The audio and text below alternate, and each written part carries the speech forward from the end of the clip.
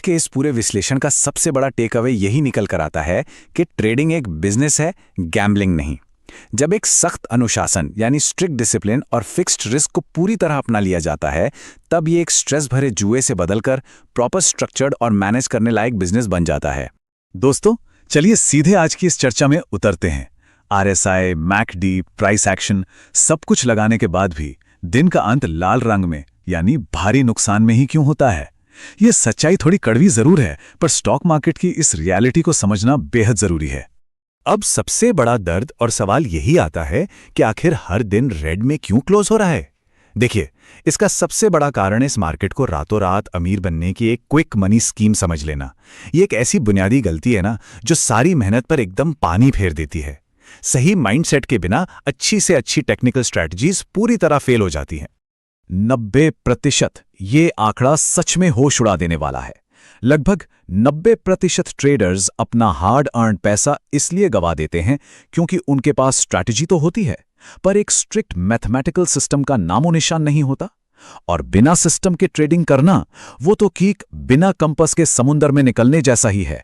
तो आखिर इन भारी नुकसान के असली कारण हैं क्या? सिर्फ चार्ट्स और पैटर्न्स देख लेना ही काफी नहीं है। उन कोर बिहेवियरल गलतियों को पकड़ना होगा जो डेली बेसिस पर कैपिटल को अंदर ही अंदर पूरी तरह से खा रही हैं। अकाउंट को बिल्कुल जीरो करने वाले मेन अपराधी क्या हैं? पहला है ओवर ट्रेडिंग। पुराने नुकसान को कवर करने के लिए रिवेंज ट्रेडिंग करना, लगातार ट्रेड्स लेना। इससे होता क्या है? सिर्फ और सिर्फ भारी ब्रोकरेज फीस जमा होती है। और दूसरा सबसे बड़ा दुश्मन है होप ट्रेडिंग। बिना किसी स्टॉप लॉस के सिर्फ इस उम्मीद में बैठे रहना कि शायद अब मार्केट वापस घूम जाएगा। पर असलियत तो बिल्कुल अलग है ना। मार्केट पूरी तरह से मैथमेटिक्स और लेवल्स पर काम करता है। इसे इस बात से एक रत्ती भर फर्क नहीं पड़ता कि कोई अंदर से कितनी उम्मीद लगाए बैठा है या कोई कितना चाहता है कि एक लूजिंग पोजीशन मैजिकली प्रॉफिट में बदल जाए। मार्केट जज्बात नहीं समझता दोस्तों, सिर्फ और सिर्फ नंबर समझता है। तो इस चक्रव्यूह से निकलने का तुरंत व्यावहारिक समाधान क्या है? बस 2 आसान कदम। स्टेप 1, एक फिक्स्ड डेली लॉस लिमिट तय करना, मान लीजिए 1000 रुपए। और स्टेप 2, जैसे ही वो लिमिट हिट हो, उसी वक्त ट्रेडिंग टर्मिनल को तुरंत बंद कर देना। उसके बाद चाहे सेटअप कितना भी बेहतरीन क्यों ना दिख रहा हो, स्क्रीन को उसी सेकंड बंद कर देना ही एक ट्रेडर की सबसे बड़ी जीत होती है। यहां एंट्री होती है 1:2 रिस्क रिवॉर्ड सिस्टम की।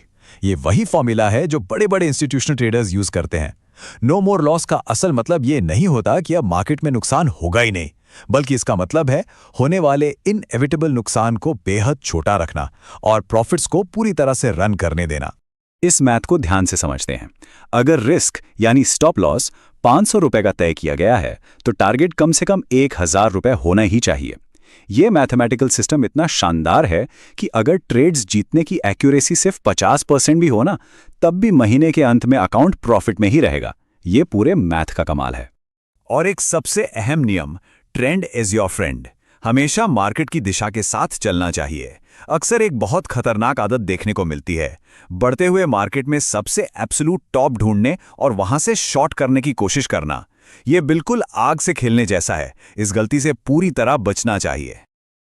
तो चलिए इस चर्चा को एक जबरदस्त चुनौती के साथ खत्म करते हैं। क्या अगले 10 ट्रेड्स के लिए सिर्फ एक सिंगल सेटअप और फिक्स्ड रिस्क पर पूरी तरह टिके रहना मुमकिन है?